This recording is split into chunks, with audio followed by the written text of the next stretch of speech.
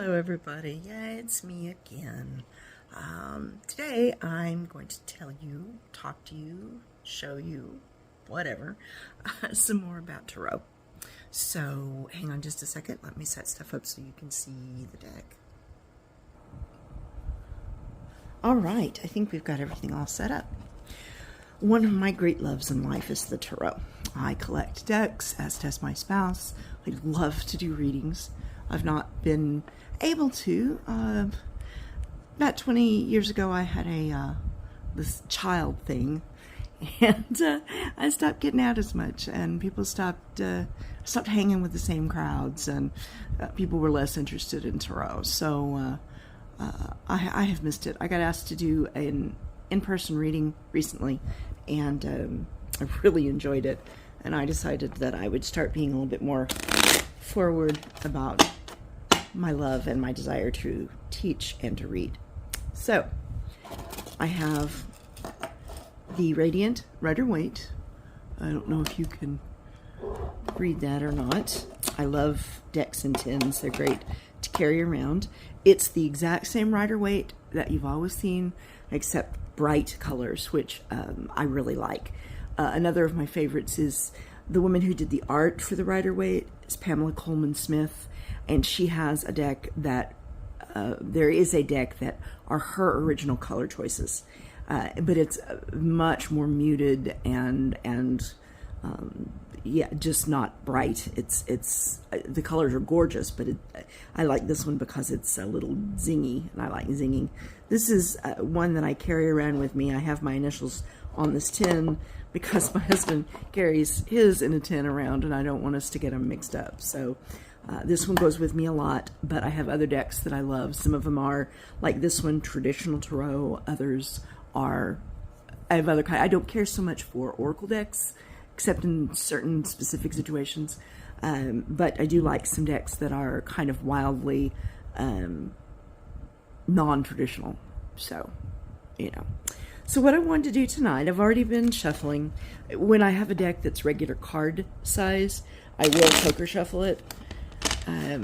A lot of people do not like to poker shuffle their tarot cards. I don't let mine get a bend. I do a lot of this kind of shuffling, but every once in a while, like if I've just done a reading, I've got to get rid of, reset it. And one of the best ways to reset it is to give it a good shuffle, and poker shuffling is good shuffle. I am sorry about the bounce. My little phone holder thing bounces every time I touch the table. Of course, this is just a little card table, so. But I wanted to start doing doing my YouTube stuff outside of my back room until I get it cleaner. So, we just have to deal with it. So anyway, I'm going to do a couple one-card readings. I have a feeling that someone's listening that needs, someone's are listening that need these cards to help them kind of, get a little something, a little extra information, an extra push. So let's start with this. Now, I do not read reversals. I sometimes take into account if they fall reversed when I'm reading them, but I turn them upright, and I typically read them upright. And I don't have a separate meaning for reversed cards. I just feel that the energy is more blocked or slower. Like if it's a card that says, you're gonna get your wish granted, whatever that may be, it just means you're gonna have to work a little harder or wait a little longer, that kind of thing. So the Three of Pentacles. Well, threes are all about balance, about sturdiness, like a three-legged stool, nice and sturdy and not going to fall over. So a three typically means that things are sturdy and balanced in your life. Since this is pentacles or coins, which I kind of prefer the coin, it means that this is in the physical possession aspect of your life. It definitely can be money, but it can also be wealthy in friendships, wealthy in education, wealthy in whatever. But this is a card that is, I think traditionally it's mostly learning a trade, but in this case it can mean learning pretty much anything. There are students, they are speaking to the master, and the master is showing them a technique. I would say that if this card applies to you, you're getting ready to undertake some sort of training, and that training is going to be really good to you financially in the future. So don't turn it down.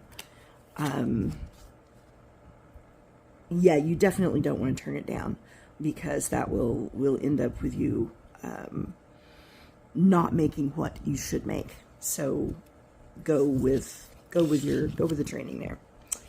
Let's put these back in. Let's do a little shuffling wuffle. All right, let's go for somebody else again. This was my card of the day. You need to find balance. Could possibly be financial. Could be in other areas of your life. If you don't normally pay very careful attention to your money, if I were you, I would do some bookkeeping, catch up to date. I don't think anything is wrong, but I think you might possibly find that you've got a little something extra that you didn't know about. You may have made a mistake that's not in your favor, and the right math may make everything better. So we'll see.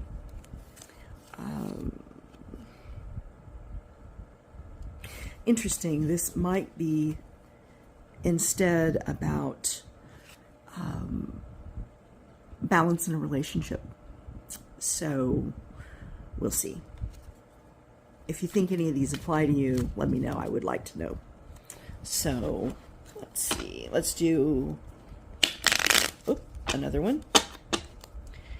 And let me explain a little something before I do another one. I'll do one more. There are two sets that are part of the tarot. There's what's called the major arcana and the minor arcana. I kind of don't like the major-minor distinction, because there's nothing minor or less about the minors. But the difference is more that when you're talking about a major arcana card, which is the 22 that are separated out, you're talking about something that is capital letter important. It tends to be more about a life phase that's of longer duration. If you were reading a card about getting married and you got the Lovers, it's probably or a business partnership, or a lot of friendship, a lot of things. A minor getting the Lovers, a major arcana is more about this is the long term, this is the long haul. Whereas the minor arcana, which are the suits where we get our playing cards from, the minor is more like things that are on a day-to-day base, short cycle base. You know, this month versus this year, the quarter versus the decade. You know, so it's not less. In fact, in a lot of ways, I feel like the minors are more important, because they talk about more of our life than the majors. But majors can be really have a really profound effect on a reading if they're in the right places. So let's shuffle this up a little bit. I'll do one more card for one of you. And okay, did not do that the right way, now did I? One way that I keep from getting a bend to my cards when I poker shuffle is I shuffle upside down, top and bottom. So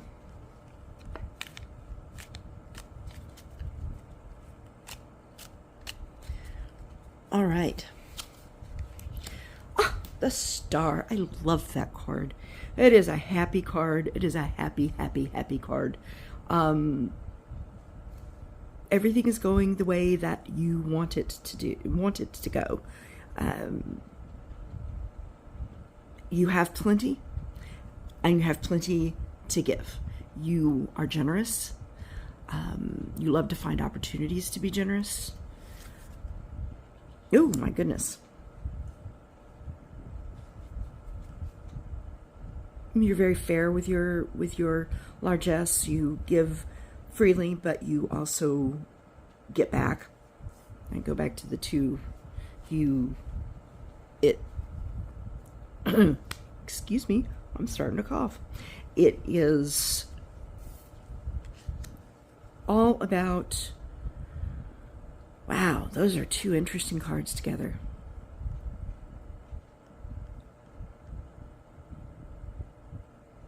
It's all about the big stuff.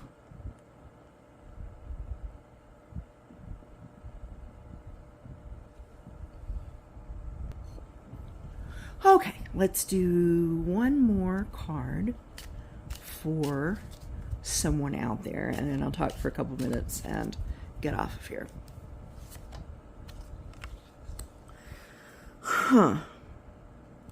Swords are cards of the mind.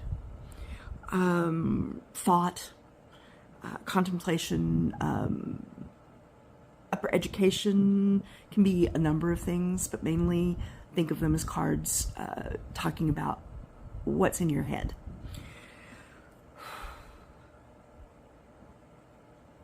You are you're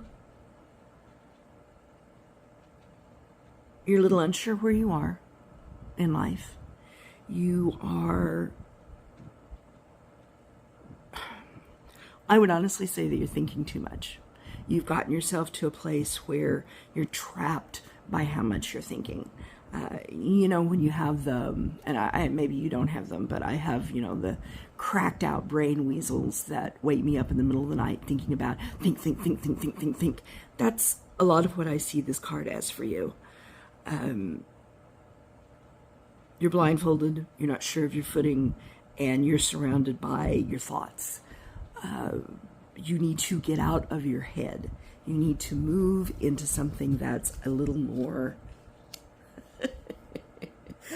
passionate. What do you think? What is your passion? What do you do well? You need to go out and do it and get out of your head a bit. You know, this guy is clearly, he's just won something, and he's in a parade, and people are, huzzah, yay, you know, they love this guy. You need to do some physical things in some areas that you love. Get a little passion that's outside of your head.